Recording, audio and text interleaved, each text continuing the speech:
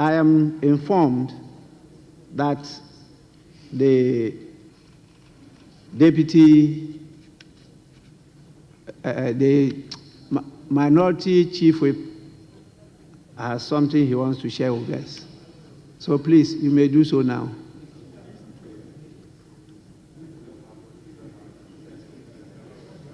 Speaker, let me thank you sincerely for indulging me. Speaker, I'm coming under Order 33.3 and further Order 33 and further fortified by Order 30 and 31A. Speaker, for the avoidance of doubt, I shall read parts of the orders I've quoted, just to lay basis for my claim. Speaker, Order 33.1, a member may bring to the notice of the House any complaint of contempt of Parliament or breach of parliamentary privilege at the time appointed for complaints of contempt of Parliament or breach of parliamentary privilege, if the member has previously notified the Speaker. And Speaker, going further, Order 30B,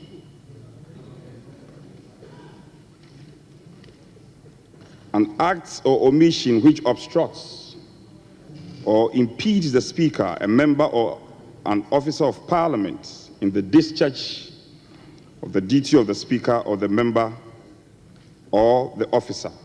Speaker, 31 further goes to say, disorder on the part of a stranger, such as riotous or disorderly action to hinder or prevent the passing of a bill or other legislative measure or motion or any other matter pending before the House or a committee of Parliament. Emphasis mine. Speaker,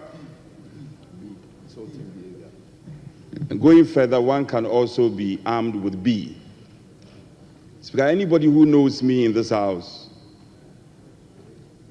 knows I make my case forcefully, but I respect authority. And where balance of power lies, I've often shown respect and dedication to this House. Respect to the other side and colleagues is not in doubt. Speaker, not to belabor the point.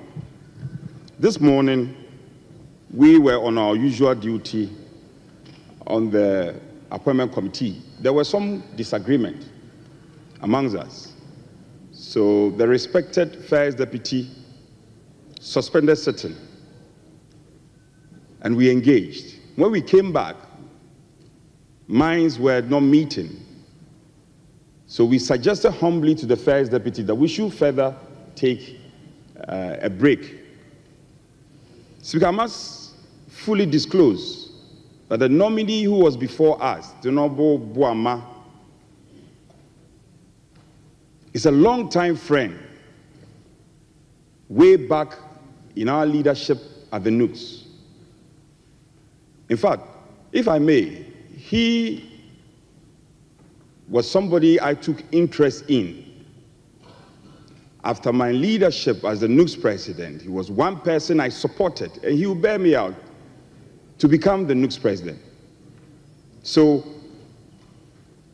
in the face of the disagreement, I felt I should reach out to my friend and tell him that it's not personal, it's not about him, but it's just a normal disagreement with parliamentarians, so he shouldn't worry. These matters will be dealt with.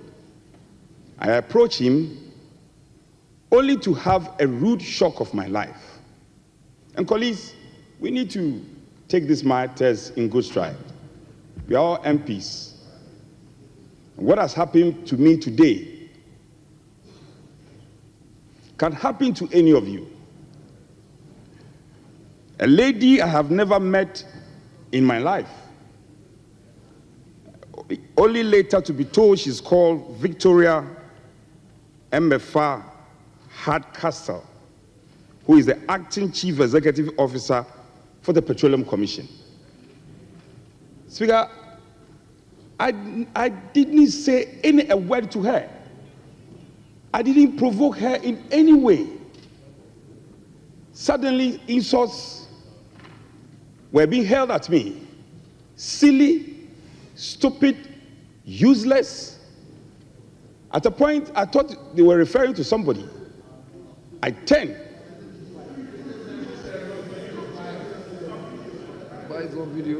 Well, if you doubted, listen to me. When I'm done, the video is all over social media.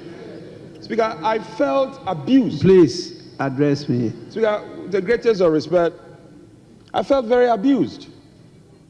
And there and there, I felt, how can a man be killed in his own backyard? Even if there should be any crucifixion, the crucifixion should not be done in my own house. So reasonably, I reached out to the chair of the committee and reported same matter. Members who were present, who heard it, who witnessed it, all came to corroborate my story. I think, Speaker, I want to put this on record, that even though she passed by to render a certain lame apology, it is totally unacceptable. Speaker, I am compelled to resort to this approach. Ordinarily, I wouldn't have done it. And when I came in, I saw my colleague, the Honorable Governance, who I'm very close to, leader of the House. Forgive me, I didn't tell you about this. I related to him that, have I done something wrong to this lady? Why would I be abused to this extent? Why I haven't said anything? I haven't provoked you in any way. So, not to belabor the point, I feel my reputation is lowered by these attacks. And the video, thankfully, there were good people around who recorded it. The video is all over. And traditional media houses are showing the video. And don't forget, it's not about me. It's about an institution called Parliament. Coincidentally, a citizen had made wild allegations against the appointment committee, and that was the subject matter of discussion, which generated into a disagreement. And so because we have not taken any action, people think they can subject Parliament and turn Parliament into a punching bag. This is unfortunate. And I'm told she's a lawyer. I was surprised the attitude she put out. Speaker, I am respectfully bringing this to your notice and further invite you, Speaker, pending the formation, I'm fully aware we have not constituted our committees. So pending the formation of the privilege committee, Speaker, I am inviting you and making pleadings to you. And I know you are one person, you are very passionate about Parliament and the respect that we should command in society as an arm of government. I'm humbly inviting you to make consequential orders and to ensure that this matter is dealt with ultimately. I am a man who respects womanhood. So in the face of extreme provocation, I just kept my calm, I kept my cool, and walked away. But this abuse is a potential abuse on any of us in this chamber. And I invite my colleagues to speak in corroboration, speak in support of this action that I'm inviting Speaker to do. For us, for once, let's look into the faces of our fellow compatriots and tell them that we also demand some respect in this country. The executive is respected. The judiciary is respected. Parliament cannot be battered anyhow. And as a member of this institution, Speaker, I humbly request of you to make the appropriate consequential orders to ensure that we get to the bottom of this matter. I thank you for listening.